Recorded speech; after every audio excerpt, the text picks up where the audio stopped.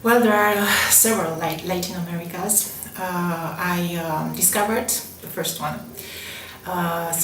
Kind of magical South America just after the revolution in Romania, when we had the chance to read magical realism works of Garcia Marquez. So that was 100 Years of Solitude. That was my first discovery, and I was really very enthusiastic. It was a kind of literature I never found somewhere else. And then, after going to Montreal, after finishing my studies in philosophy, I decided to make a turn, so to move towards comparative literature and towards literature, because I'm also writing literature. And I wrote a book on blindness in literature, among others on Orhan Pamuk, a Turkish writer, and also on Saramago, but also on Ernesto Sabaton. So through Sabaton I discovered the space of Buenos Aires. I've never been there. And well, it's my first time, I mean, as in reality, that I'm coming to South America. And I find it still a very magic space.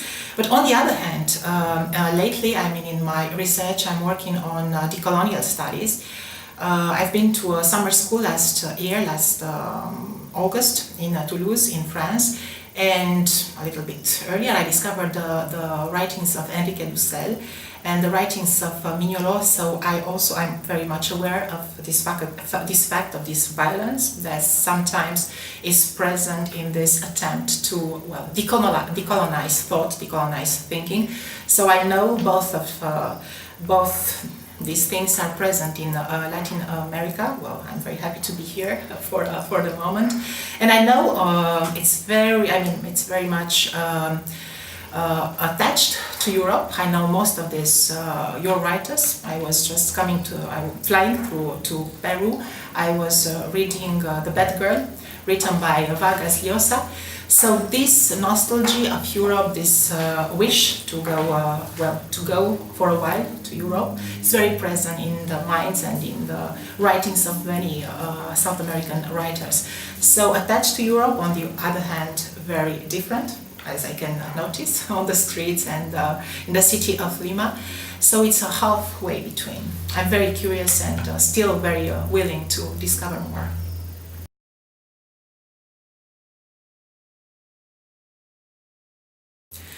I think there are two kinds of mind. So at least for me, the moment when I'm writing philosophy, I'm focused on one mind. And when I'm writing literature, it's a different kind of mind. I mean, really, well, I think, for me at least, they are exclusive. They're excluding each other, because it's a kind of focus of conceptual, a speculative focus when I'm writing philosophy. I'm trying to retrieve concepts, I'm trying to be very clear in what I'm argumenting. I'm trying to be as straightforward as I can. While in literature, I mean, all the space around, all this obscure space around, well, concepts is discovered and is also explored. So also the state of mind in which I'm absorbed when I'm writing literature and when I'm writing philosophy is completely different. So there are periods of time when I'm writing just philosophy, and then I really need the nocturnal, so to say, the dark side of the mind in order to write literature. So that's why I think I'm so much attached to Sabato, for instance, because he's talking about this blindness, blind spot around clarity, around rationalism, around concepts, and well, for me both are as important, one and the other. And in the conference I'm giving this evening in a nice bookstore here in Miraflores, I talk about a Czech philosopher who is treating this double mind. One is nocturnal, one is dark, the other one is daylight, so to say, and both are as important. So for me, in a way, I'm migrating from one to another, related or in connection with different stages in my life, with different experiments, and especially when I'm passing from one space to a different one, going to Canada, for instance, or going to a space that is completely unknown. I really need a long period to write literature in order really to explore a space that is not conceptualized in philosophy. So there is something not missing, but it's a kind of rest in philosophy that is so well explored in literature. So for me, both are as important, one and the other.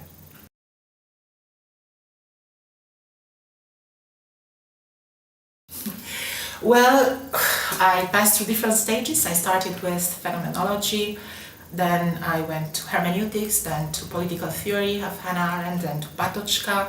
Then I migrated to in Canada to comparative literature. And now I'm in the search of a different language, so to say, in philosophy. I'm dealing with decolonial studies. And also I'm trying to understand political movements, political sense and meaning of action. And maybe something very interesting to mention is the fact that I'm organizing at the end of April in Montreal. There is an important international literature festival called Metropolis Bleue. And within this festival, I'm organizing 2 panels of discussions, and one is about revolutionary love, amour révolutionnaire, and I have invited people, due to this, thanks to this multicultural tradition in Canada, I invited one Algerian, a French Algerian political activist called Ouria Boutalja, a very important activist in the student movement in 2012 in Montreal called Martine Desjardins, and also a Haitian writer and philosopher called Joël Desrosiers. And we'll talk about really the sense of action, the sense of revolutionary love, the sense of sensing and feeling that new beginnings are still possible in a world full with political earthquakes. And also, within the same festival, Metropolis Bleue, I'm talking about decolonial feminism. So that's also a direction of thought I'm trying to explore with different other people. But maybe that's the most important direction I'm going towards. So it's political action, reflections on this. And of course, you shouldn't forget this thrive, this need and this disposition and this desire to write literature. Thank you very much. So you're very welcome.